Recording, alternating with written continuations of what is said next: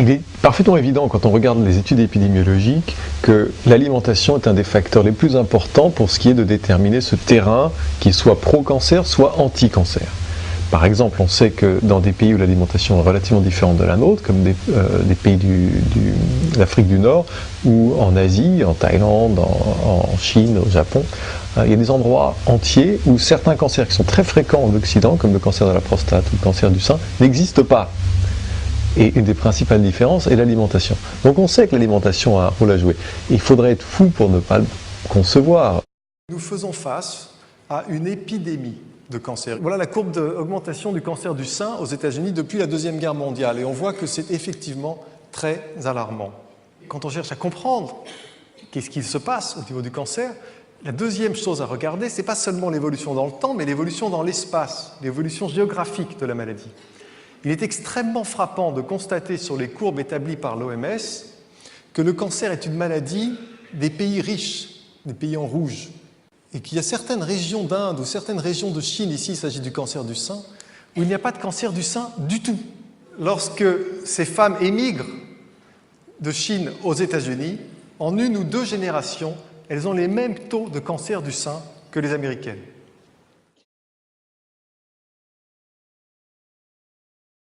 Donc vous prescrivez un régime anti-cancer ou une certaine alimentation, certains aliments que vous préconisez? Alors l'alimentation anti-cancer, c'est une alimentation qui réduit au maximum tous les facteurs qui viennent favoriser la croissance du cancer, on a parlé des principaux, et qui non seulement ça, mais d'un autre côté, augmente énormément la présence dans votre assiette de tous les facteurs qui viennent lutter activement contre le cancer et qui ont de plus en plus disparu de l'assiette occidentale contemporaine. Ouais.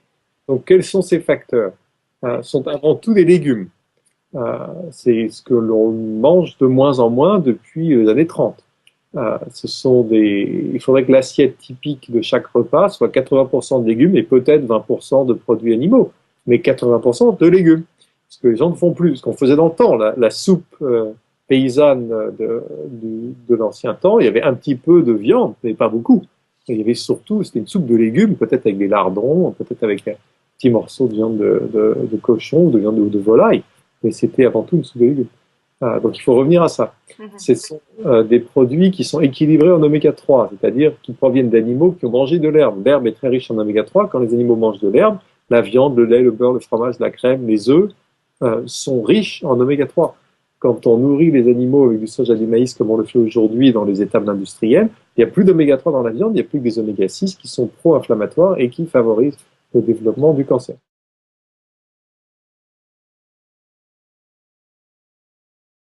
Dans l'eau, aujourd'hui, la principale source de liquide pour un être humain occidental, ce sont des boissons sucrées. Et or, le sucre nourrit directement les cellules cancéreuses. Elles ne peuvent se nourrir que de ça. Ce sont des cellules anormales qui se nourrissent que de sucre.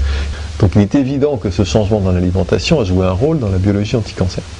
Le deuxième facteur, c'est le changement dans les graisses animales.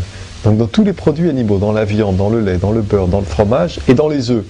Depuis la Deuxième Guerre mondiale, on nourrit les animaux avec du maïs et du soja, qui sont très très riches en graisse oméga 6 et très pauvres en graisse oméga 3, qui elle était très fréquente dans l'herbe. Tant que les animaux mangeaient de l'herbe, il y avait des oméga 3 dans la viande, le lait, le beurre, le fromage et les œufs.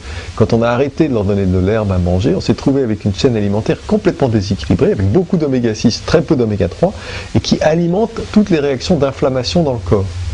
Or, le cancer a besoin d'inflammation pour grandir d'abord, parce que l'inflammation permet aux cellules de se multiplier plus vite, et ensuite pour envahir les tissus avoisinants, elle a besoin de ce contexte inflammatoire. Si on lui supprime ce contexte inflammatoire, il a beaucoup moins de chances de se développer. Donc, une des choses à faire, c'est de faire très attention à ce déséquilibre entre les oméga 6 et les oméga 3.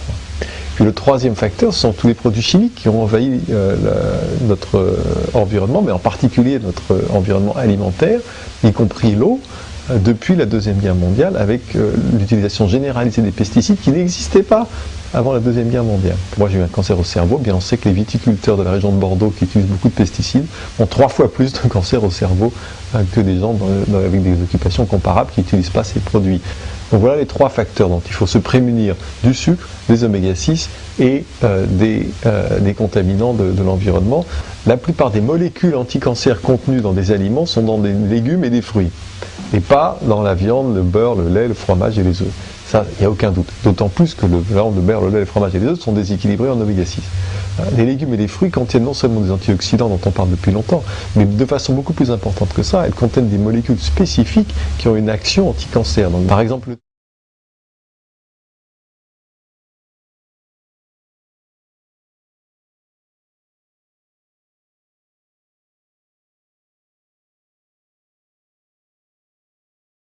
il est évident qu'il y a une alimentation pro-cancer et une alimentation anti-cancer, que notre alimentation occidentale est plutôt une alimentation pro-cancer, qu'on peut changer ces choses. L'alimentation pro-cancer, c'est ce qui vient nourrir la progression des tumeurs, c'est-à-dire les excès de sucre raffiné, blanc en particulier, les excès de farine blanche, puisque manger de la farine blanche raffinée, c'est comme si on mangeait du sucre, ça fait tout de suite monter le sucre dans le sang, et comme tu le sais, ça stimule la sécrétion d'insuline, de facteurs de croissance comme l'IGF-1. Et puis les acides gras hydrogénés et les acides gras oméga 6 en général qui viennent nourrir l'inflammation et l'oxydation. Donc quand on réduit ces facteurs, il ne s'agit pas rien de proscrire, on peut revenir là-dessus peut-être tout à l'heure, je pense qu'il ne faut rien proscrire de l'alimentation, mais on peut réduire ces facteurs et simultanément augmenter tous les facteurs nutritionnels qui, eux, viennent lutter contre la progression du cancer. Et là, il y en a plein aussi, ils sont surtout dans des légumes, c'est-à-dire ce qu'on mange le moins en fait, dans notre alimentation occidentale, c'est surtout dans des légumes, des fruits, des herbes aromatiques, et puis certaines épices qu'on utilise, c'est vrai aussi, pas beaucoup en Occident.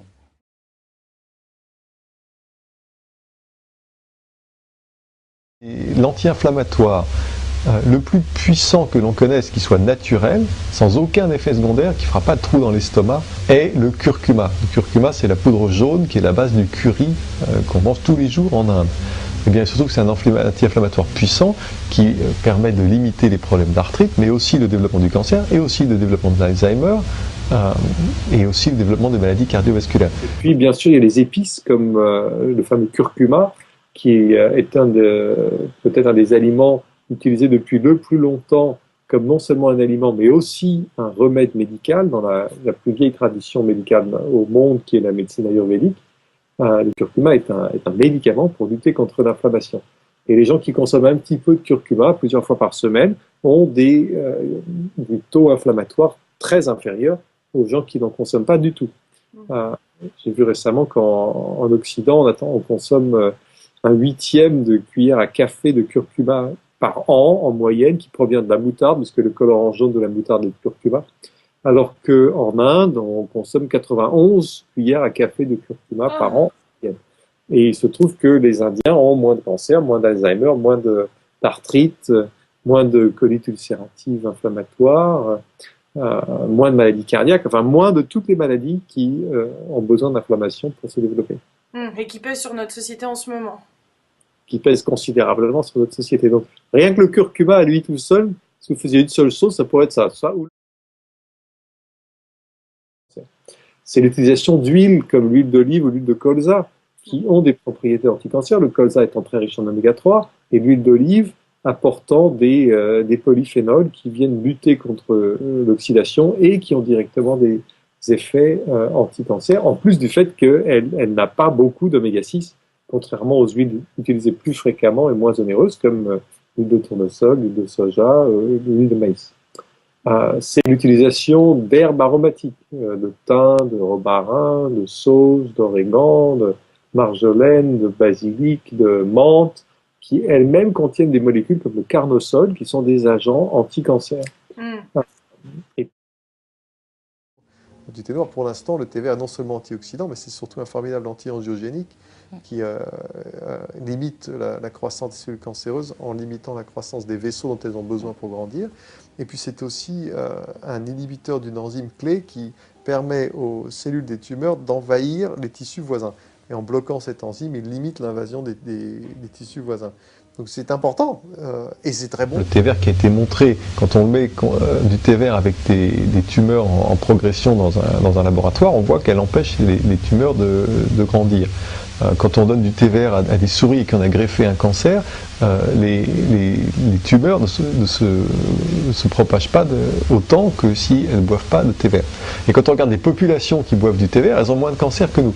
Donc il y a quelque chose dans le thé vert dont on sait biologiquement qu'il est actif contre le cancer. On parle aussi beaucoup du thé vert parce que les polyphénols du thé vert, les pigadocatéchine 3 galates en particulier, je me suis beaucoup entraîné pour dire ça très vite, rien que ces polyphénols-là agissent directement pour limiter la croissance des vaisseaux sanguins qui permettent au cancer de grandir et ont des activités anti-cancer spécifiques. Donc, on a plusieurs études qui montrent que les femmes qui consomment 3 tasses normales, occidentales, de thé vert par jour, ont 50% de risque de cancer du sein en moins.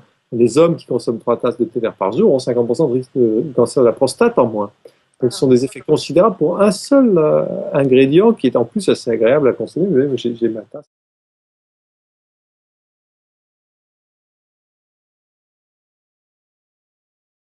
Le champignon aussi, vous parlez du champignon qui serait anti-cancer. Oui. Il y a un type de champignon en particulier? Les champignons sont anti-cancer de façon générale.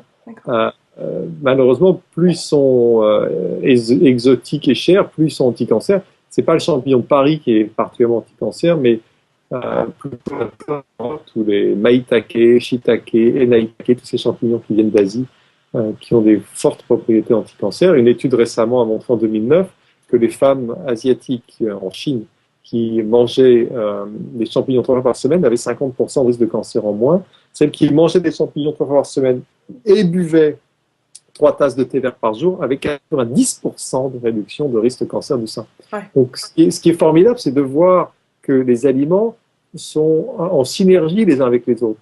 Et qu'on aurait pu craindre que les champignons marchent, le thé vert marche, mais si on les mélange, ils s'annulent. C'est l'inverse. Quand on les mélange, ils se combinent pour avoir un effet anti-cancer encore plus puissant. Une étude récemment a montré le même effet sur le mélange de brocoli et de sauce tomate, par exemple. La sauce tomate est un agent qui lutte efficacement contre le cancer de la prostate chez l'homme. Le brocoli aussi. Quand on mélange les deux, on a un effet très supérieur à ce qu'on obtient chez les gens qui mangent que l'un ou que l'autre. Est-ce qu'à tout hasard, vous savez ce qu'il en est des traitements de chimiothérapie? Est-ce qu'il y a une efficacité? Est-ce que vous avez des renseignements concernant... voilà.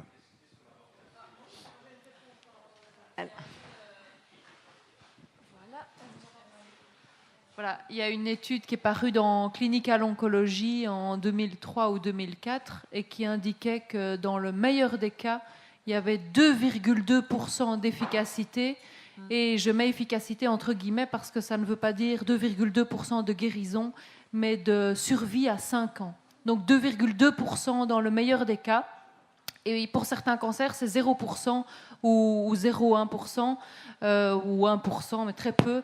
Et en général, les médecins se disent on va quand même le proposer parce que pour les gens, dans l'esprit du public, si on leur dit ben non, on ne vous donne pas la chimio, eux, ils pensent que c'est forcément la mort, quoi. Donc voilà. Mais il y a des gens aussi qui guérissent en dépit des chimios. Ça, c'est important de... Et du reste, il y a des quantités de médecins qui arrivent à soigner le cancer autrement. On les a fait taire, on les a empêchés de s'exprimer et on a tout fait pour qu'ils soient inconnus. Il y en a des quantités, on ne va pas les citer ici, on n'a pas le temps. Mais donc, on empêche... Est-ce qu'on a vraiment intérêt à supprimer le cancer? C'est ça la question. Are now using a popular vitamin once thought to cure the common cold to treat cancer. It's vitamin C, and some patients claim it has turned their lives around. But as Dr. Malika Marshall shows us, this alternative therapy is not without controversy. Everybody assumed that, you're lucky if you're going to make it a year. When Denise McCabe was diagnosed with breast cancer, there was little hope, and the intensive chemotherapy was debilitating. I couldn't get off the couch. I decided I have to do something. What she did was try an alternative therapy. Massive doses of vitamin C administered intravenously. It just would make me have a little bit more energy and I felt better. And there's more. And I started to notice my cancer markers were dropping. Helen Kwok believes intravenous vitamin C saved her mother's life. After chemotherapy and radiation, her mother lost 70 pounds in less than 2 months. I thought she was going to die.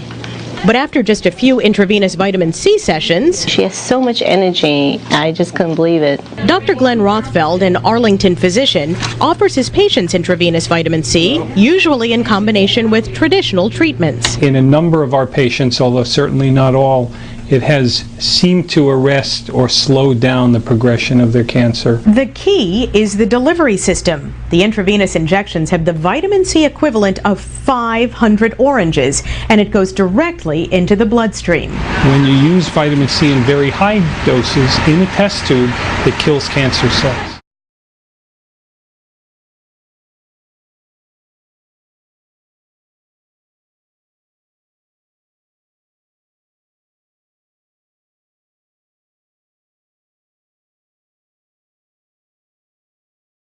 The first time I ever heard the word Laetrile was in the summer of 1971. I mentioned Dr. John Richardson a moment ago. He was a good friend of ours, and occasionally I would get together with Dr. John, and we'd sort of get out of town and get away from the telephones and the usual helter-skelter of business, and you don't bring your briefcase on these trips. But he brought his briefcase with him, and soon I found out that the reason he did that is that he'd gotten into trouble with the local medical authorities because he was using an unapproved substance in the treatment of his cancer patients. And the story that he told me was kind of astounding. He said that he had been introduced to this substance. It was called Laetrile. He didn't know anything about it, but he didn't have much faith in it because, after all, it wasn't approved. It didn't come from the medical establishment, and he certainly didn't know anything about it from his education. But somebody said that it was very effective and he should try it. He was not having particularly good results in treating cancer patients, pretty much the same story as most doctors. And he said, well, I'll give anything a try. And so he had a dog that has cancer, and there was no way to cure the dog. The dog was not responding to any of the orthodox treatments, and they were going to have to put the animal down. So he thought, well, let's give it a try. And much to his amazement, the dog recovered. It didn't take very long before one of the nurses on his staff, who had a member of the family with incurable cancer, came to him and said, look, I saw what this did with the dog. Can we try it on the member of my family? And he said, well, I don't know whether we dare do that or not. She said, what have we got to lose? This person is not going to make it anyway. So they tried it, and the patient recovered. So there were two rather dramatic instances in his life which made him go back and take a very serious look at this thing called Laetrile. And he met the inventor, not the inventor, the discoverer, I should say, Dr. Ernst T. Krebs, Jr., had many conferences with him, became familiar with the theory. Control for cancer is known, and it comes from nature, but it is not widely available to the public because it cannot be patented and therefore is not commercially attractive to the pharmaceutical industry. Now, there in 35 words is everything that you really need to know about this topic, if you really understand what that means. Now, the FDA now requires all of these substances to be used in the treatment of any disease to go through a rigorous testing process. We have all heard that.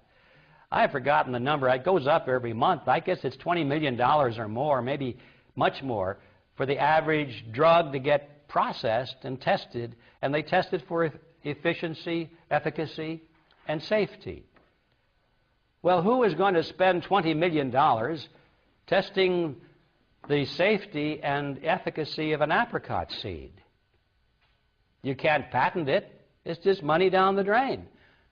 Surely these drug companies aren't going to spend $20 million or more testing any substance from nature because it can't be patented. That, and of course the FDA says it's illegal to use unless it's been tested for efficacy and safety. Now you see the catch-22 you're in there. Nothing from nature, regardless